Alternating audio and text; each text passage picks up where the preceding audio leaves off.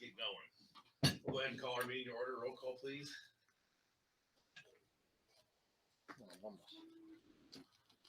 We're in TV then. Yes. Okay. Secretary Halverson. Here. Thank you. Vice Chairman Harrigan is absent. Member Holmes. Here. Thank you. Chairman Lewis. Here. Thank you. Member Martell. Here. Thank you. Member Siegel. Here. Thank you. And Member Sutherland. Here. All right, we have a quorum. Okay, thank you. Are there any modifications to the agenda? Hearing none, I'll ask for a motion to approve the agenda. So moved. Second. Thank you. Pat, Ralph. All those in favor say aye. Aye. Opposed? Okay, thank you. This is a time and place for the public comment on items not on the agenda, since this is a regular meeting. Any members of the public who would like to speak on items not on the agenda? Anybody out there in internet land? Nope. Okay, well then we'll move on to our first update from our Chief Business Officer. Let's hear about the money, not the financial viability and health. This is just a financial update. Yes, the regular financial update.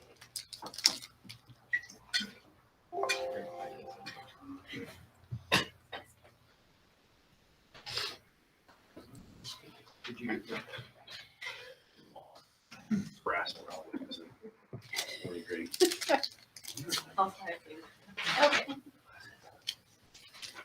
So for today's financial update, as you recall in January, it's usually the time when we actually have 3 fiscal years covered in the same presentation. So we'll do a final wrap up regarding our audit report, which is also on the agenda for your certification later today. So that's wrapping up fiscal year 21-22. We also have a forecast update for the current year. And then a preview of budget for next year, now that the governor has released the January budget proposal. So for the fiscal year that had ended on June 30th, 2022, we did end up with a clean audit Hooray. and submitted on time.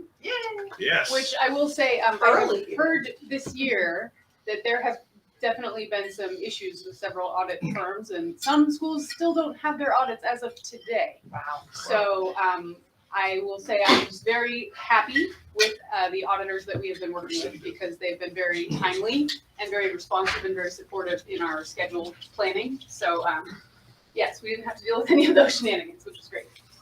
So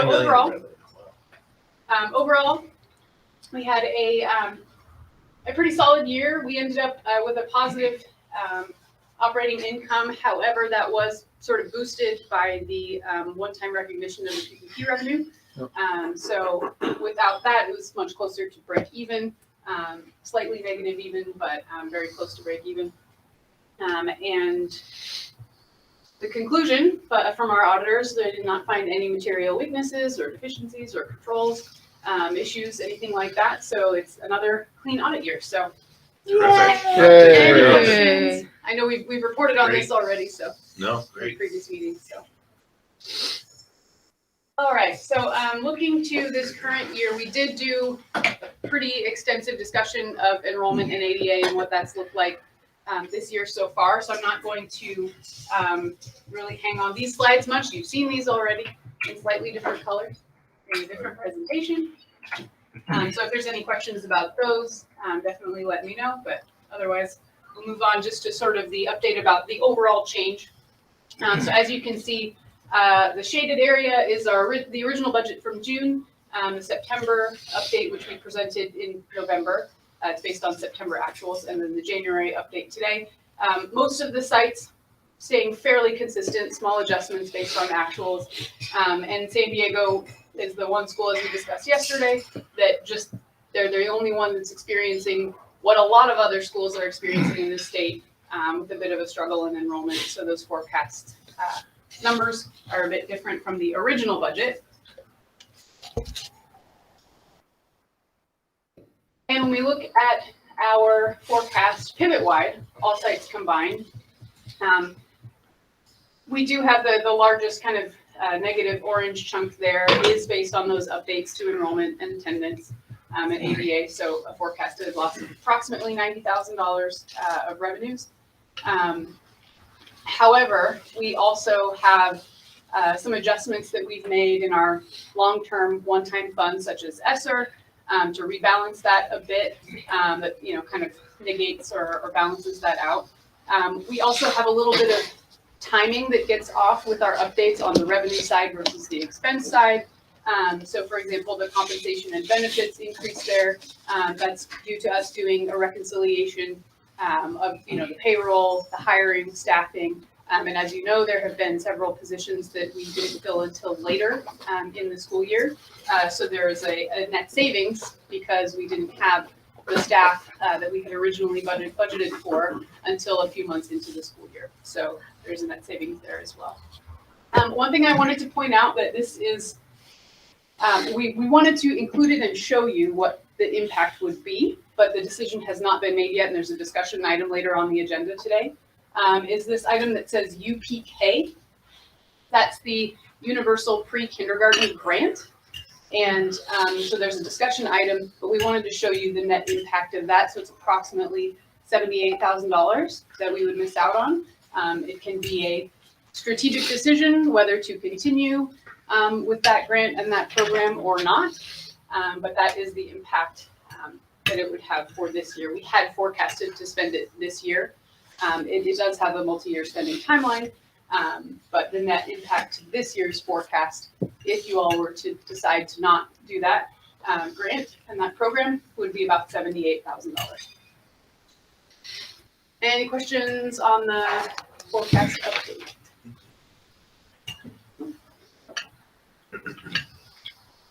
I also wanted to show you what it looks like by site because at the November meeting, these shaded areas were the operating incomes by site at the November meeting. And because of what's happened with enrollment, ADA, and staffing, when Ed Tech and I were working on it, I said, we really have to do a rebalancing because the proportionality of the size of the sites is different than we had forecasted. So we did a more extensive rebalancing than we normally do at this point in the year. But you can see that the biggest impact it had was for San Diego. They were budgeted to take a larger proportion of the sort of pivot-wide expenses like curriculum and things like that because we had anticipated their enrollment to be higher in the original budget. So once we did that rebalancing, you can see the sites are much more even in terms of operating income. So that was definitely a big help to show what a more accurate picture of what the true costs would be. Any questions about these ones? Well, that's the slide that we talk about school sites and their viability. We have to understand this, right? How it's spread out. Exactly. There's more of an economy. Yeah, so if one school site didn't exist, if only one didn't exist, the majority of our pivot-wide overhead would remain the same, and we would have to disperse it to the other sites.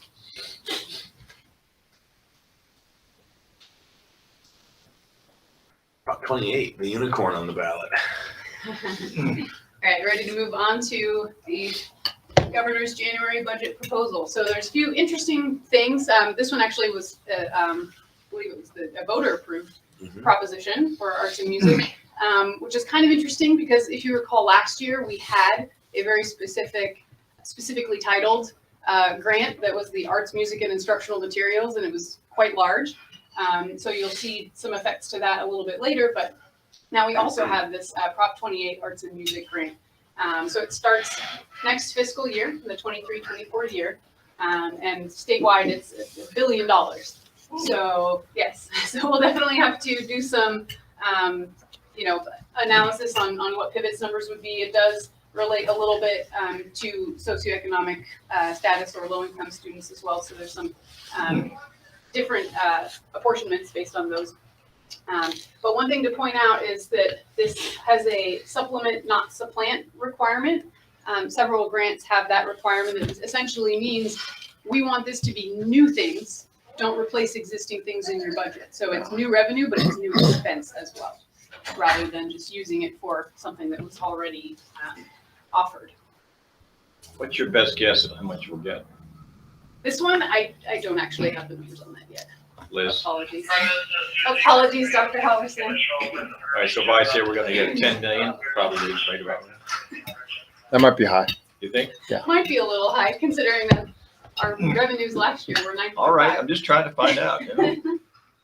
But yes, so this, because we do have this Prop 28 grant, oh, and here's some more detail about how it will be apportioned, and some requirements and things like that. We do have a multi-year spending timeline again, so it's another grant to track, resource code to track restricted revenues that are multi-year. Adding to that list, there will be a plan that the board will be required to review and approve, and it'll have to be posted on the school website, which is kind of par for the course these days. But we'll have to, if it goes through, obviously, because this is just the January proposal, if all of the, actually, no, this one was, sorry, this was the voter measure. So this one is through, but the details of the board approval, whether it's 2 meetings or 1 meeting, if there has to be a public hearing, things like that, I don't quite have those details yet. 70% of it's gonna be by enrollment and then 30% by Title I.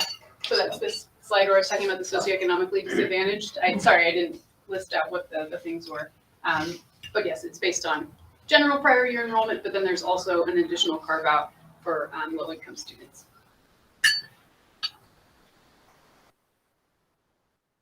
Okay, so we're gonna skip ahead. Oh, no, there is no slide on it. The decrease, I'll just highlight this bullet right here, to the arts, music, and instructional materials block grant from last year is significant. So it's somewhat, people argue that it's because of Prop 28, we have this other funding for arts and music.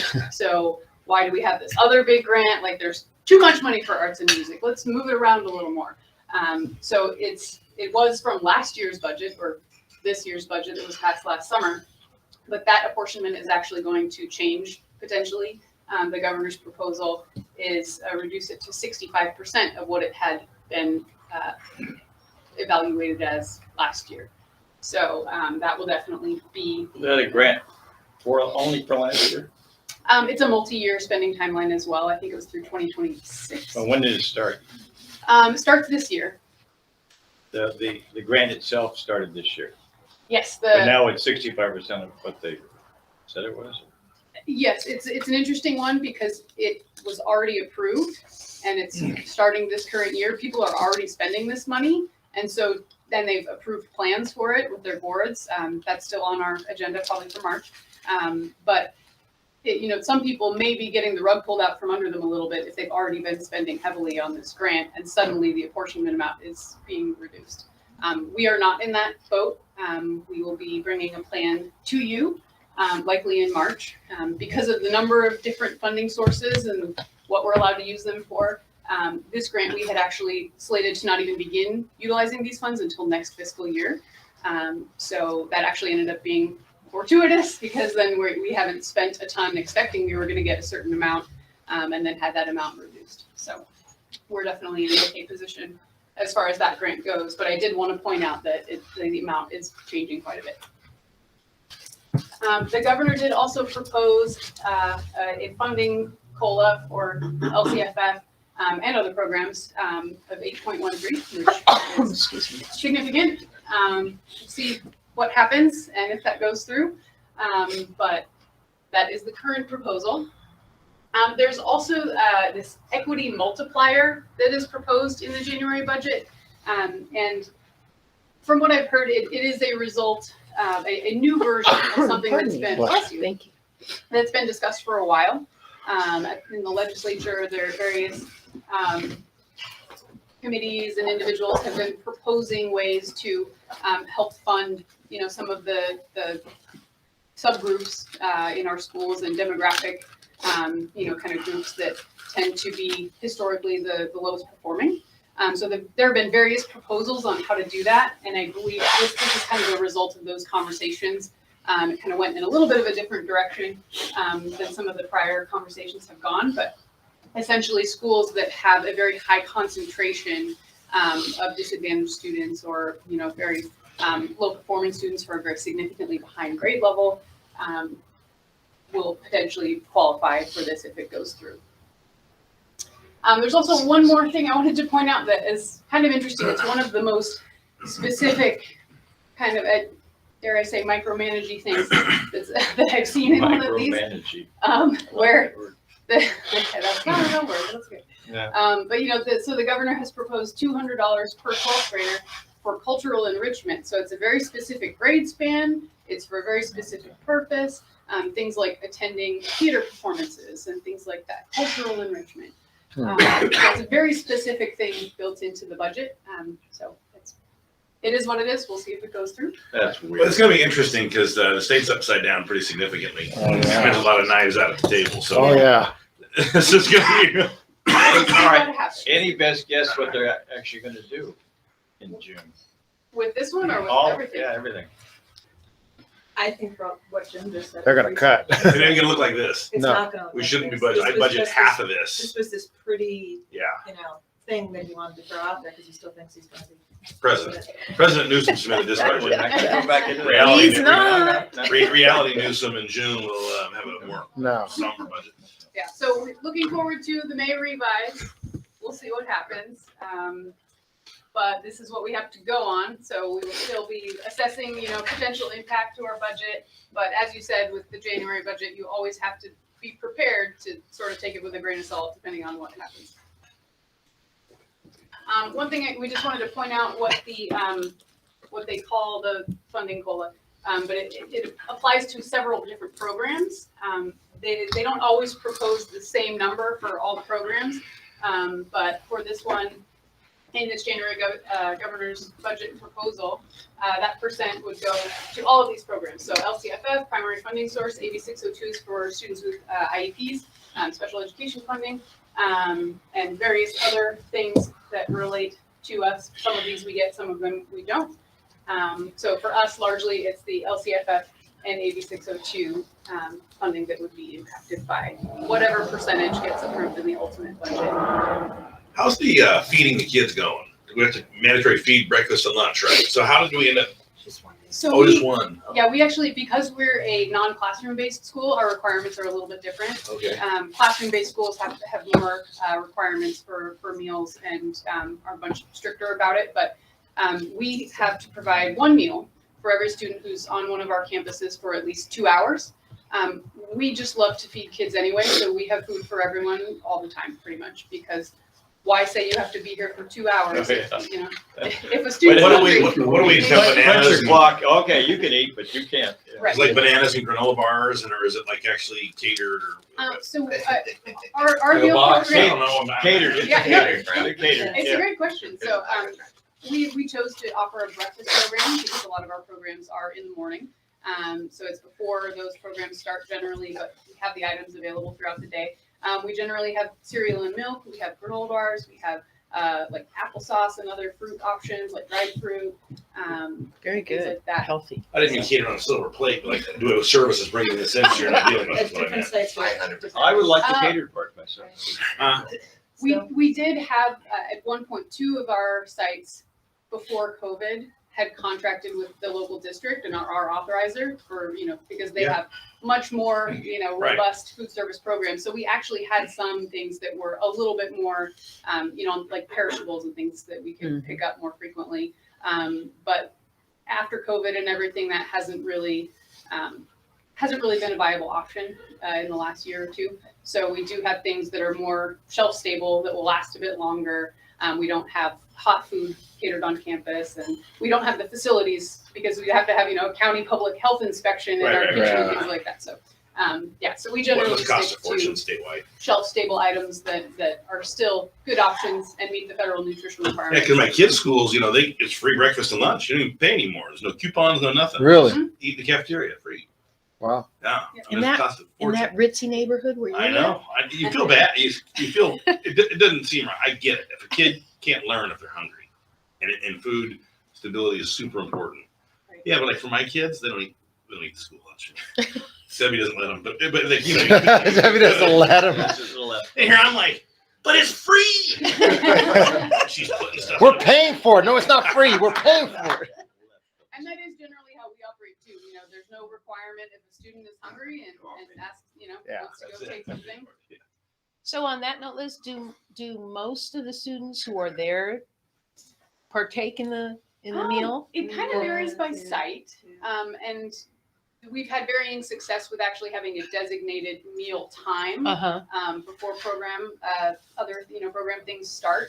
I think now, just because we want to get as much nutritious food to students who need it as possible, that it's available all the time. So we do have a lot of students taking advantage of it, but maybe not doing a whole meal. They're like, oh, I'm going to take granola bar here. Like, I'm hungry. I'm going to grab some fruit.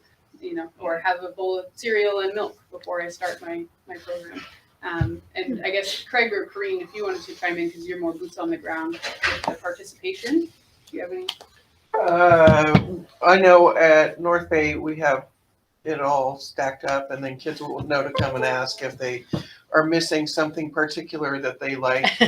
They'll come up and say, hey, do you have more of something? But it's always stacked, and kids eat throughout program. They might eat when they first get there. Some of them eat at the break, and some of them eat after. So I think it's pretty comfortable for all the kids to take, and it doesn't designate who needs it. It's just whoever is hungry and wants it. So Well, that's good. I feel like it's great. All right. So last slide, a couple of things that I wanted to point out. In addition to our clean audit, which you will have on your agenda in just a little bit, we also submitted the first interim budget reports in December. Those were on time. They did have positive certifications. As we discussed those options yesterday, we are positive certifications for all schools. Some next steps coming up. Funding determinations for 3 of our schools, North Bay, North Valley, and San Diego, are all almost done. They're due next week on Wednesday. And so we'll be submitting those. We don't foresee any issues with those at this point. So hopefully that will go through the approval process at the state smoothly.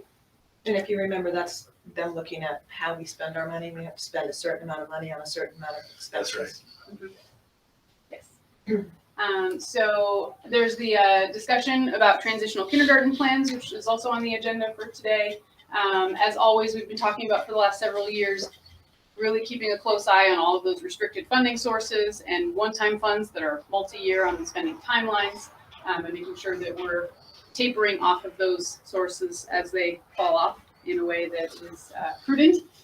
And then I also just wanted to point out one more thing at the end here. It will take some time before something comes to you all for it, but some legislation has been signed into law at the federal level that governs retirement plans, and it does apply to Pivot's 403B plan. So there are some changes. So for example, mandatory enrollment is something that is listed in there.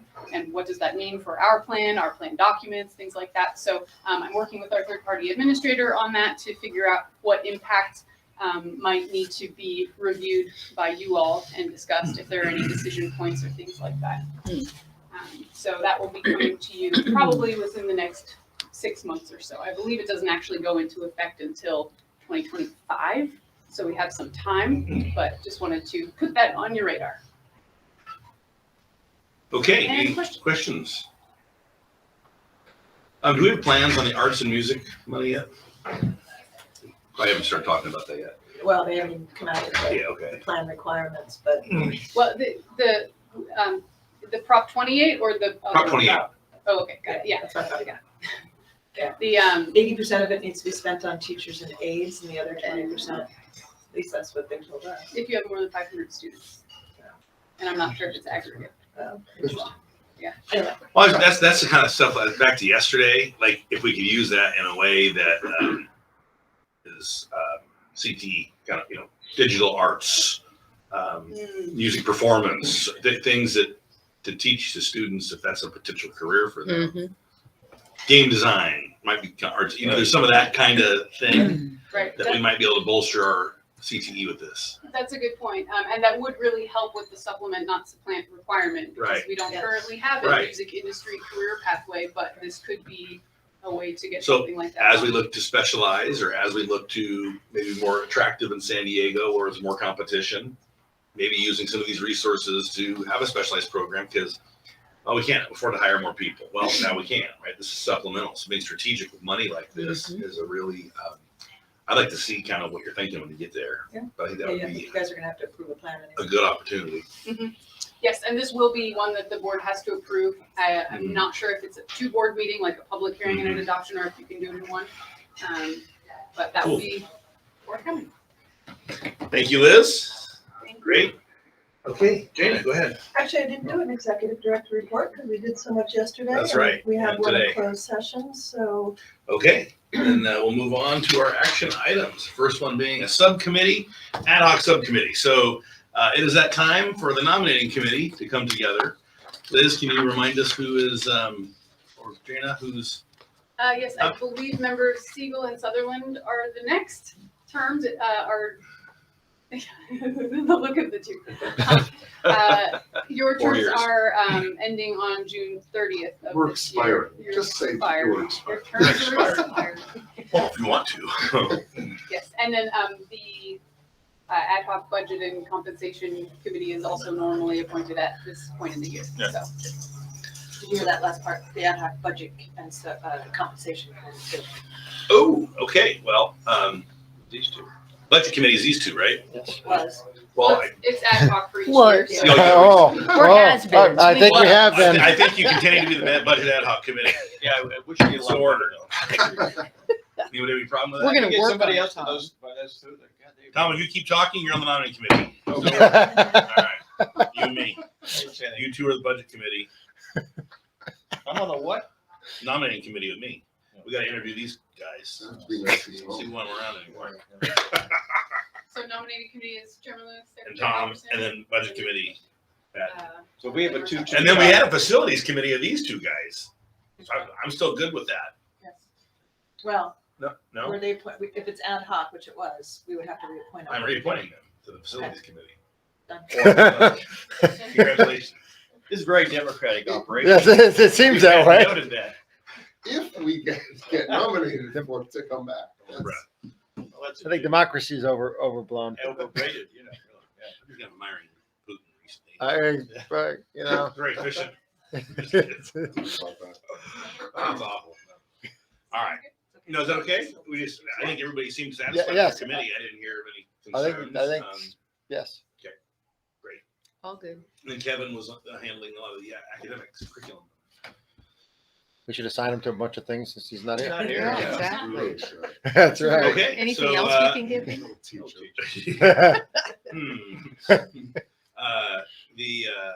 So you'll, someone will need to trigger me to us to meet and call these guys and do the process in the bylaws. Yes. Start practicing your speeches. Basically, we post that we have an Campaign. opening. You say you're interested. We have a conversation with you soon in June. Although some parents groups could put a mount to challenge. You can only hope. Okay, thank you. Remember the public want to speak on the appointment of committees or the process by which I use to deliberate the appointment of those committees. Dictatorial. Okay, hearing no comment, we'll move on to 4.2, transitional kindergarten. All right. Jana and Liz. Real. You wanna go? You want me to start? I already gave the board a little bit of background on this in my executive director report this month. Liz wrote a very, very detailed, well thought through staff report on this introduction. Essentially, the only added piece that wasn't in what I wrote to you all is that we got our attorney's opinion that they believe that universal TK was never actually required of charter schools. There were those of us who believed that it was. Our authorizers was kind of mixed on whether they thought it was. Some of them didn't care whether we offered it. Put into all of our charters, as I mentioned in my report to you, that we were TK through 12. And then this money came out, right, to do this and do it right, and all kinds of credentialing requirements and all kinds of, you have to get the right teacher in there who's got the right degrees and the right trainings and the right developmental whatever training behind them. And that's how a good part of what we were supposed to spend our money on is getting that up to speed and looking at it. And then all of a sudden CDE posted, oh yeah, charter schools don't have to do this, after we had accepted the money. And put it into the budgets and started to talk about the plan, started to talk about the credentialing, started to ask our elementary teachers if they would actually qualify under the credentialing, which the answer is no, they would have had to do a lot more work. Or we'd have to find somebody else. So I reached out to our attorney and she said, we never thought that you had to do it. And now CDE is in agreement.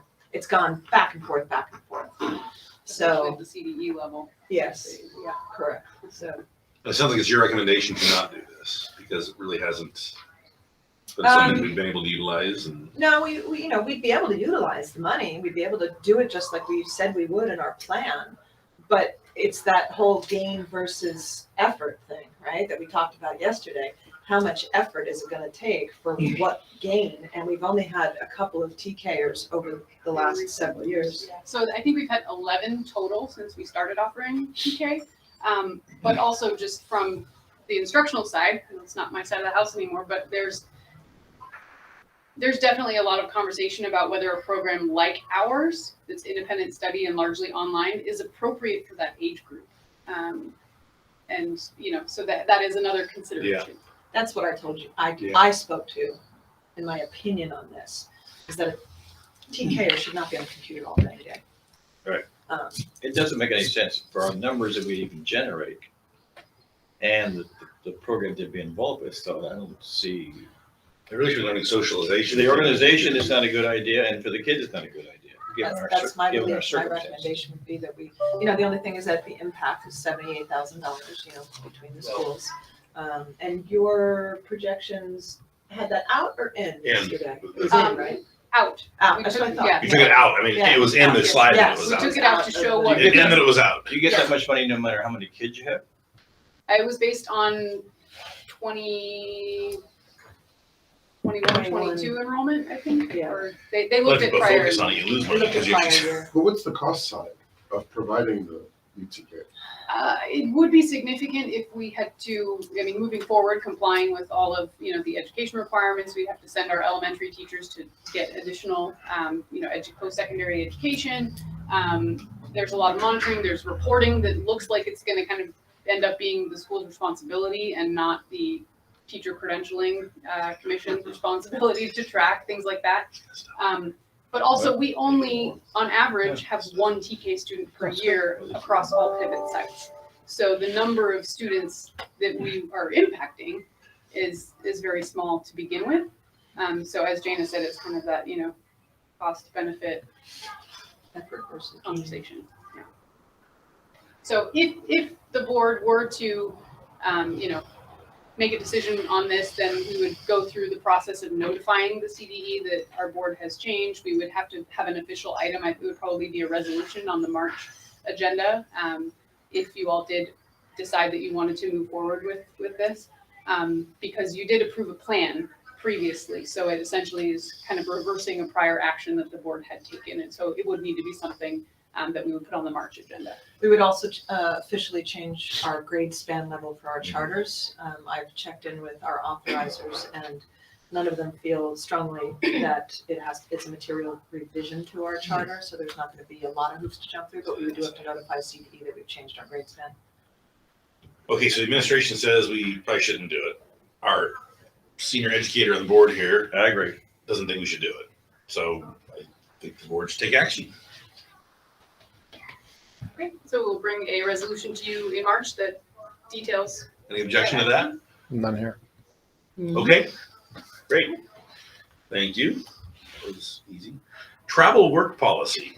Seeing this again. It's updated. This one's Seems actually, like we talk about this a lot. Every time. it's not again. It is actually All an right, extension. tell me. An extension. Oh, that's a good name.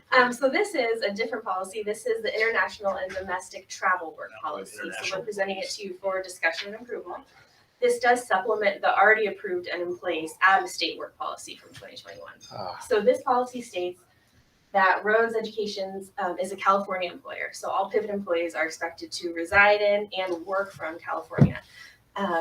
So the existing out-of-state work policy allowed employees to request to live out of state, and those were approved, on a very limited basis, that it had to be approved in advance. So this policy was created in order to fulfill the need for temporary travel out of state. So not when an employee is going to live out of state, but when a family or other emergency or situation makes the need for out of state travel while working, something that they would need. So the out of state work policy already states the limited nature of approvals, and this policy would do the same.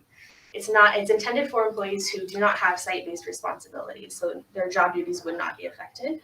They would bring it to Liz, Jana, and I, and we would evaluate it and approve it on a case-by-case basis. This is a temporary, they're gone for 2 weeks. Yes, correct. Yeah. This is not living out of the state. Absolutely, exactly, and that's kind of, when the need arose, we realized it was because we had a very strong out-of-state living policy, but not for when an employee needs to be gone for a week, 2 weeks, a family emergency. This policy allows for up to 60 days in an extreme circumstance. If it was today and they were in Montana right now calling in, that somehow that's wrong. Correct. It is, yeah. it is Of under. course, how would anybody know it? But Well, therein lies part of the other problem is we didn't always know. Right. And now we have a policy saying, you kind of need to tell us, and we need to approve this because there are ramifications on our insurance side Yeah. and Sure. whatnot. So there wasn't a policy saying, hey, you gotta tell us. And so things were happening and we find out afterwards. And so this makes it really clear. You have to get permission in advance and we have to approve it. And then we also have to, they have to do some things on their end. It It's affects, happening. yeah, it affects workers' comp, it affects us becoming an out-of-state employer, so many aspects of it. And just because our insurance might say it's okay to travel out of state, that doesn't mean we want someone doing it without authorization and approval. And when an employee is virtual, the request form, puts in a very strong policy into place that won't allow them to do that without our knowledge. And Jim, I sent you a couple So- of examples. Based on Yeah. this, Mhm. how many employees do we currently have that are virtual that fall into that category? Anyway. Any? Yes, but the majority of employees are site-based, so it's not all of Pivot staff, but we do have many who are virtual. I mean, technically I'm virtual, Liz is virtual. Yeah. Brittany is virtual. She's not required to go to the site. She needs to because she's got stuff in the office, but Our entire virtual grading team, which is our now entire 8. virtual A grading. couple of team, yeah. ECs, yeah. We have specific virtual ECs, Robert Pryor, Tim Mayhew, Yeah. Sarah Campbell, Lindsay's virtual. what's wrong with doing this? Nothing. It's gonna Okay, cover our thank you very butts. much. Yeah, that's what it is. Well, Mhm. okay, I'm still a little more old school. I get that housing affordability in California is tough, and that there's so this whole I'm going to go to Costa Rica and work for 3 months and surf, and that's getting a little. I mean, a foreign country is very distracting, and I don't know that I can fully trust an employee is as committed on a surf vacation in Costa Rica for 3 months. I don't think I'm okay with that. This is a job. Do they have to get approval to do So- this? Yes, that's what this does. Policy is they have to ask and be approved. I understand, but I'd like a little more clarification on this. Should be extreme. You have a family member dying, needing Correct. care. This is Correct. not vacation. This is not Correct. elective. You are responding to a life situation that requires your approval out of the country. Correct. I didn't see that. You want us to? I want to talk about. I don't like this is with younger employees these days. This is too attractive. And in the effort for you to feel you need to retain this person, so it's so hard to hire people, you might go, yeah, okay, you can go to Indonesia for 3 months. Well, how much work am I really going to get out of it? Different time zone, it starts getting silly. So, 3-hour time change, if you're on the East Coast is one thing, but So do we want to bolster the language to be specific to, The state that it would not be allowed unless, unless I don't know how you can. I don't know how you dire say it. I don't know how you can word it. dire circumstances What does the or word Yeah. desire mean? Well, in Yeah. extenuating circumstances. extenuating Yeah. circumstances. What does that mean? Well, it means that you have a family member who lives in another place who is hospitalized or sick or whatever, and so you need to What if do they're it. in Indonesia? Well, I don't think if it's extenuating and you got a family member, then I think that you it's have to figure it reasonable. out. Yeah, I mean, we make a Reasonable decision. to allow them a certain defined period of time to take care of that need. And oh, by the way, while you're doing that, you got to be doing work. It might be at night, but you got to do work. I guess if it's extenuating, not for personal recreation or something. No, Make it very yeah. clear that you don't. I know how this will eventually get used. I Yeah, don't yeah, feel yeah, comfortable with that. Yeah. Yeah, I'd love to go be city manager in a 12-hour different time zone in Europe as I'm plodding along throughout the day, hardly thinking of my job for 2 months. I mean, but I put in just enough to. There are already some accommodations for this sort of thing, Mhm. California Family Leave Act and all the rest. Mhm. And that should play into this Yes. as well. Maybe that's the legal definition. Yeah. It's consistent with, FMLA and Well, whatever one the of those criteria leagues. is that, if you would meet allow if for you meet that. the criteria for that, you can go. Something like that. but with FMLA though, isn't it, they can have the time off, but it's not paid time off. Correct, Correct. it's just a job protected. Yeah. It protects their job to come back, Right.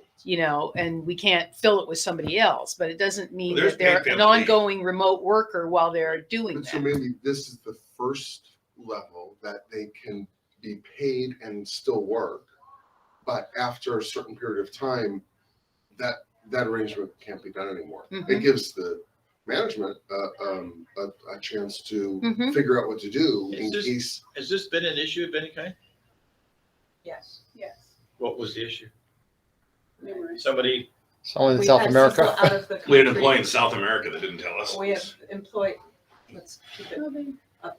No level, names, up no Periscope. names. No, I don't But want to we've name. had people out of state and out of the country that were working, assuming it was okay because they were virtual and we didn't know. And sometimes it was absolutely as a result of an extenuating circumstance with a family member being ill.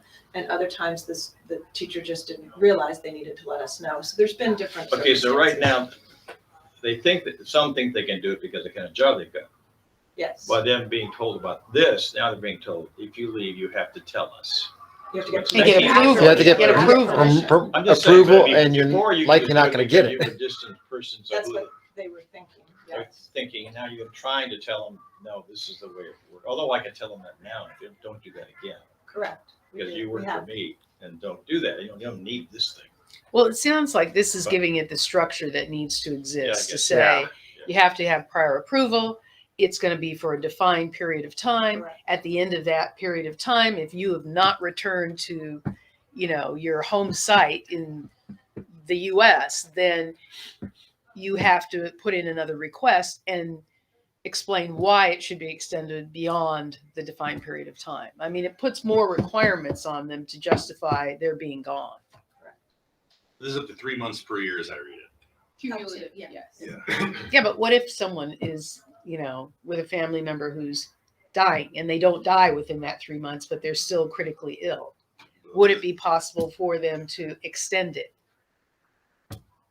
Not in this No. policy. So, okay, well then, as That's- long as they that's- know that's that, too you much get of a 3 burden on the months and that's organization, it, too much end of risk. game. Yeah, there is a limitation to the, Yeah. we're here for the children, not for the staff. Right. Well, and on top of Long this, as the it employee serves would that still be purpose. eligible for family leave, both unpaid and job Right. protected. Yeah, they'd have to kick that in. So, I mean, if we can clarify that. I'm reading 60 days. 60 days, which is equivalent to 12 work weeks. 60 work days, not. Oh, work days, not days. sorry. Yeah. Yeah. It's not 60 calendar. I work 7 days a week, so. Yeah, it's, I mean, it Don't we doesn't- all? Yeah, sure you do. Some of us do. So that's my feedback on this. It sounds like the board's okay with it. It's just a little more. So you want this, yeah, correct? Yes, Okay, then I'm okay with I want it to be clear. it. yeah. I think it makes sense because I'll move approval. second, As is. As is. Or with adjustments that Jim proposed. As is. Well, As is. No.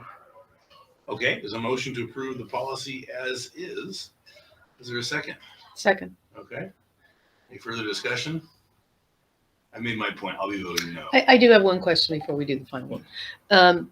So if an employee requests this leave, do we make them sign the document that says they agreed to all the terms? No, okay, Yeah, it's in. okay. Yeah. Yeah, it's on, it's a little bit lower, Page but yes. 4. And they, they have to tell us Oh, where I they're see, going, where yeah. they're coming back, all of that. Okay, all those in favor say aye. Aye. Opposed? No. Okay, motion passes 4-1. All right, let's see. Next item. Thank you, Brittany. Thank you, Liz. They spent a lot of time working on this. Huh? 5-1. Gotta keep you guys on your toes once in a while. Painful too. Make sure employees know that the chairman did not approve it. Brittany, I did you, trust you'll use appropriate did you hear discretion. me? I said, make sure any employees who request Yeah. this know the chairman didn't Chairman approve voted it.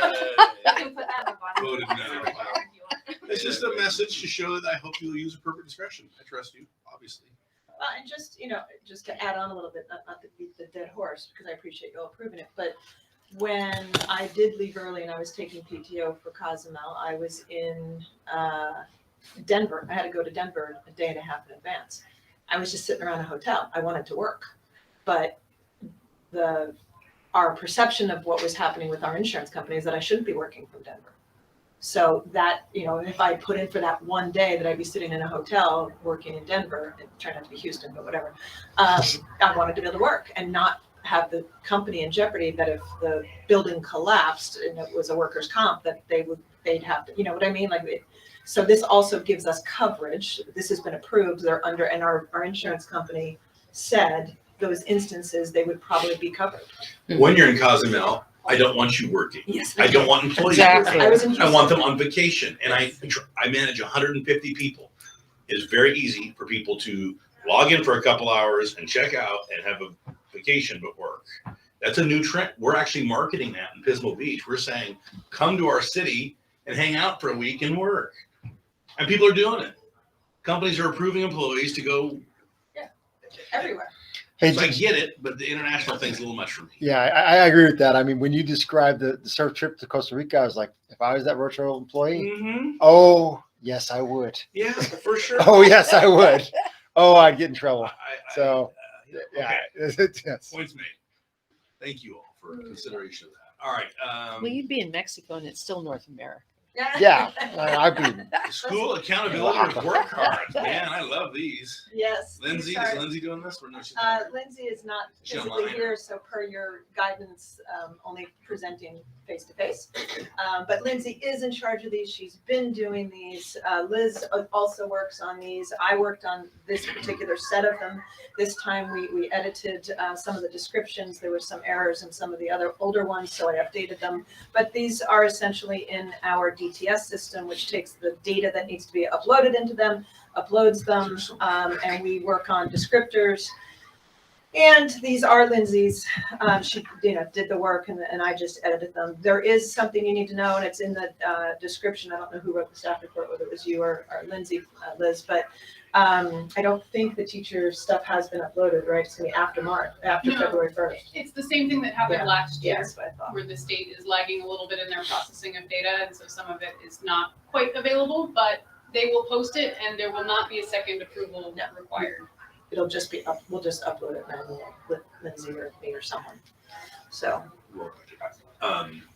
within these, it didn't seem there was any deficiencies or issues. No. This is a lot of reporting. yes. Every time we Wow. see these. And most of it can be reused and recycled year to year. But like when the law changed about where our board can meet, it changed our parent participation policy.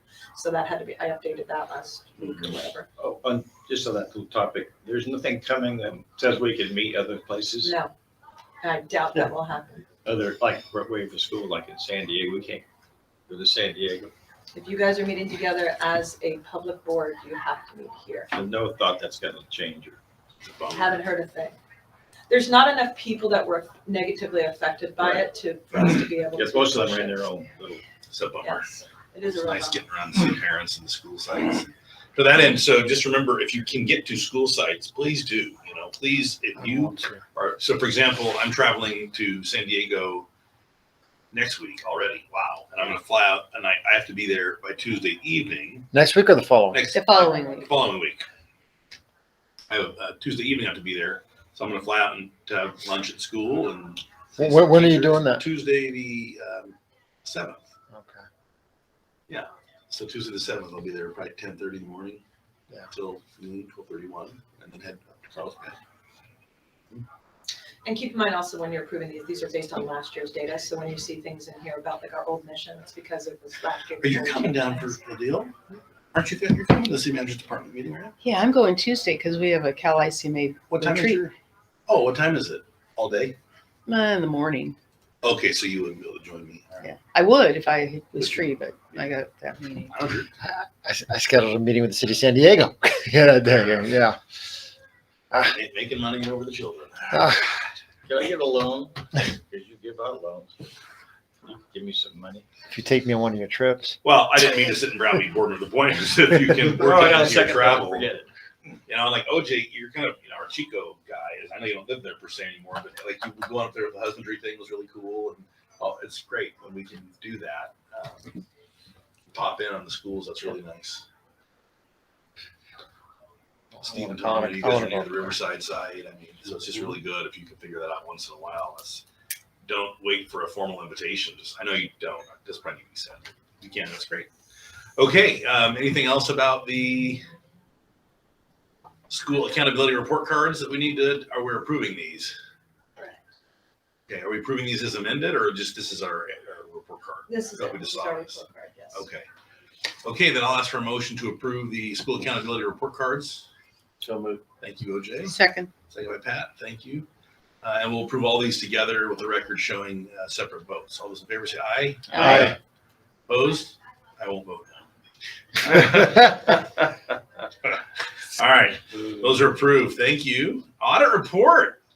That's just, that's pretty. Yay. Our city audit's not even done yet. I mean, they're still horsing around down there in the county. I don't know what they're doing. Yeah, so pretty much you have all the details already, but this is the official certification of the audit report.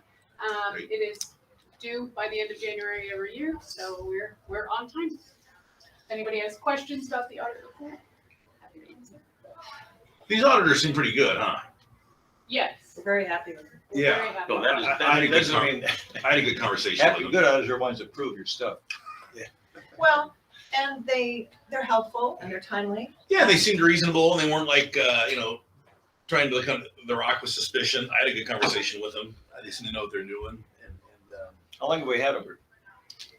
2 years? So you all approved a 3-year contract with Right, them, and yeah. we just finished the 2nd year. So this time next year, we will be proposing a new audit contract. Used to be, I was told that it was like 6 years you would, Right. with one, the person at least. That you had Yes. to switch over to somebody else. That's Yes. still in effect? Yes, you can stay with the same audit firm as long as you rotate partners. Right. At least once every 6-7 years. Yeah, I would keep going with these folks. Right. Well, you don't want to change auditors. That's the last thing. It's a mess. Something that you all probably don't realize as much because we don't talk about it as much. It is a financial audit, but the programmatic audit for independent study is extremely detail oriented, shall we say, because there's 15, 20 pages in the audit guide on how to audit for independent study. And they literally have to audit student work samples. They have to audit the teacher signing the attendance. They have to audit the paper trail for independent study. So they're digging through our teachers' stuff. Our teachers have to cross every T and dot every I. This is something that most teachers in a classroom-based school are not being audited, but our teachers are, and the work that they do. And it's required that it be to credentialed teachers in 90% of the situations on what they create. So they're also digging through all of our student files, our Yeah, independent and study they were files. checking credentials. Or if you had a certain number of ESL kids in your class, Correct. did you have the appropriate credential? Unfortunately, They they do picked the audit right that. school to do it with. But, yeah. Yeah, They they do do audit that, request credentials. our credentials of all of our Right. employees. Yeah. They But- do also Interesting. audit our pupil to teacher ratio. Yep. There's a lot of kind of compliance side things. So it's more than like a seat-based program audit. If the independent study stuff, I mean, teachers being audited. So I think you know this, just as a reminder, we have internal auditors. Generally speaking, it's our site coordinators like Bill and Joelle and Adrian. And they do pre-audits every month of all of our teacher stuff. They go through everything with a fine-tooth comb so that we don't have any surprises when our auditors show up to do the same thing in June. And it's a pain. The independent study teacher's like, but I just want to teach. I just want to work with my kids. And I get that. I've been doing this, my first independent study charter was 1998. And they've all said the same thing since. And so it's a burden on them. It really is. But it's required. So they have to work with their internal auditors at their school sites every single month and make sure that everything is submitted and everything's submitted correctly. So it's this whole extra process. Bless the teachers, because most teachers, if they're in a classroom, they don't get audited like this. Mm-hmm. So I did want to ask, where did I see that? It's part of a conversation we had yesterday. On the page, let me see. I think I know the answer. I think it's his home office expenses. On page 6, there's something on the statement of functional expenses called management fees. Program services 152, management and general 306. There's an elimination of 183, 390 for a net of 275. I'm just trying to get the right page. That 183, 390 shows up later as a. A good job. Where did I see that? I know, man. Check me out. Show you guys how to keep it, pay attention. It shows up later under administration fees on the combined schedule activities. So there's these two as an elimination. Home office. I think that's what it says. Home office 183, 390, elimination. Is this where we spread the costs? I believe so, yes. And in the past year, also, with the way the Galaxy financial system works as well, we have to close things out in that system much earlier. And sometimes EdTech is not entirely done with all of that breakout of site by site for the home office fees. And so the amount that we think is going to be correct, but it's preliminary, that gets entered for Pivot Riverside in the Galaxy financial system, may end up not being correct. So sometimes that is included in the audit adjustments as well, because it's something that we had listed in our unaudited actuals, has to get rebalanced and reallocated. So there's a lot with the home office fees that does get adjusted after our unaudited actuals because of the timing of the Riverside Galaxy financial system. So I believe that those were those eliminations. We were talking about management fees yesterday, so I'll make sure the board knows that we aren't charging management fees. Correct. We do not. charge So that. it's I'm just a little more sensitive to what that term is. I think that's just how they choose. The auditor probably uses that to say what the overhead charge of home office stuff is to the sites, probably is what they're doing. Yes. And that 183 is probably the Riverside amount getting, that makes sense. I just want to make sure we covered that. Okay, thanks. Good job, Liz. Any other questions of board members? All right, leave me to be that guy. That's fine. Good job. You're doing a fine job. That's All right, this Well, I is. used to say when I was doing stuff, I would always go to Bissell and I would try and find something to ask. Oh, God. So that they know I was looking at it and that they better pay attention. So so you just did your job. I did my job. There you go. That's All right. Okay, so we are accepting the audit formally? Or- Certifying. Certify. Okay, motion to certify the audit, please. So moved. All right, Steve, second by OJ. Thank you. Any further discussion? All those in favor say aye. Aye. Opposed? Okay, great. First interim budget report ratification. all right. We're on to some stuff. We're moving along here. We have mimosas pretty soon. So yes, these were already Yeah. presented on, but the first interim budgets they lag a little bit behind the forecast that we showed today. They're more based on the forecast that you saw in November, Mhm. because they're due in early December.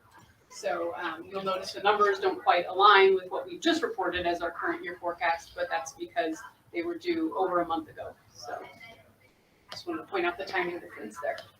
So these, because in general, the board historically has ratified these. The school administration is required to submit them by certain dates.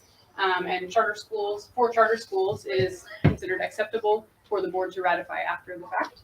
And so that's what we bring to you today.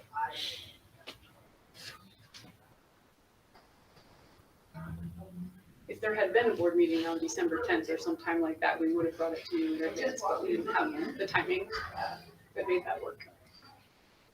Of course, Riverside has a different form. Yes, Riverside has to report. They don't have a little box where you check the positive, but you gotta kind of look for it. Yeah, they actually have 2 different certification forms as well. So it's kind of interesting that way.